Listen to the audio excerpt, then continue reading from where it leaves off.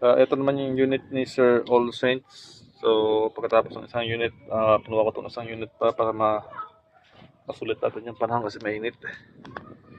Time check, una na. Dun, bali dun pa rin yung target, hindi ko na siya gagalawin. Kasi mahirap dito sa, dinadaanan. Bali, full set pala yung kinuha ng Sir. Naka Gen 2 na EDPRS. Yan.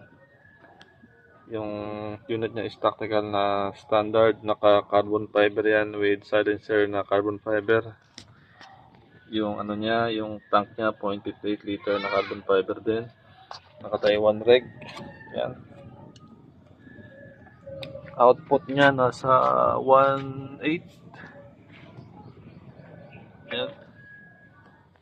So, nag-barrel indexing na ako dyan kanina. Dyan na sa distance na yan. So, yung mangyari, yan yung position ng barrel niya.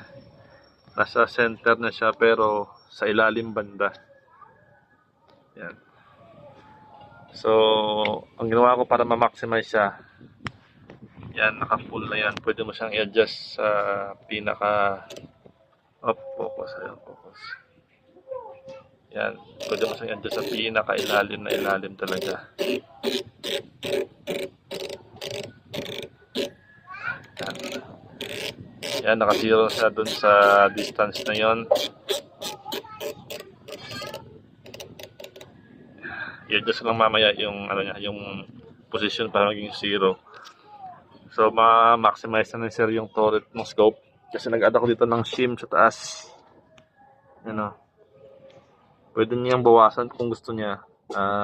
Masking tape lang naman 'yan sa loob. Sa loob ng scope yan, oh. Masking tape lang 'yan. So yan yung advantage kung may shim ka, magagamit mo yung buong turret ng scope. Kung mapapansin niyo, medyo nakayupo ng konti yung scope. Mataas dito ng konti. Yan, para ma-maximize yung turret. So, ang MB na to nasa 870. 22 inches na DBBR. Yan. DBBR. So, solid yung... Pwede na yung tama dun sa dulo. Pag hindi lang talaga mahangin, hindi siya napupunta sa left and right. So yun, i-testing natin.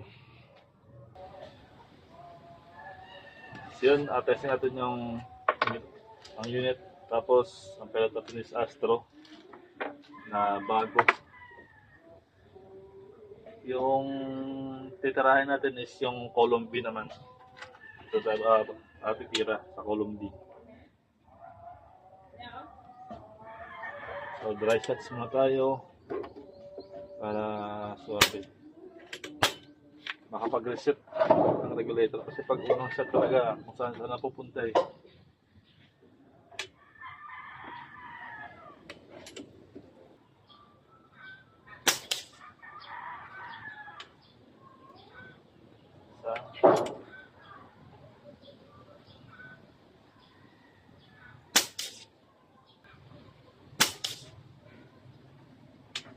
Hello.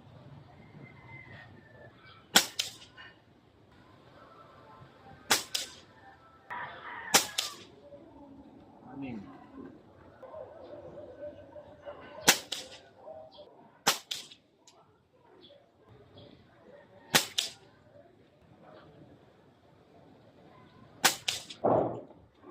So yun yung tama niya. Zoom natin para makita ninyo. Hindi ko lang alam yung isa sa taas kung ano yun, pero 10 shots. Maliit sa parang 25 cents o maliit pa. Tingnan nyo. Walang cut para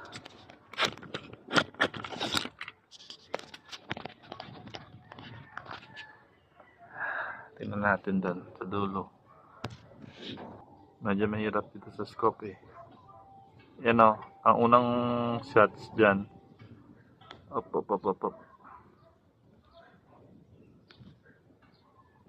Ang unang switch dun sa taas, may almagpas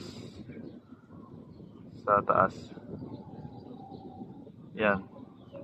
Ang pangalawa, nasa ilalim. Yan yung tama niya sa ilalim. Parang 25% lang. Maliit lang.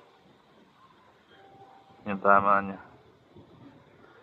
So ayoko na doon pumunta kasi masisira yung palayan. Yung mga palay na naka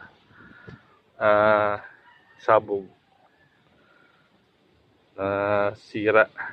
Sa yung pilapil niya. Bagong ano lang. Bagong tagay. Kaya basa. Ganda tumama ng unit ni sir sa nakaset up sa sa scope na napakaganda. Pwede sa long range. Yan, yung unit ni sir.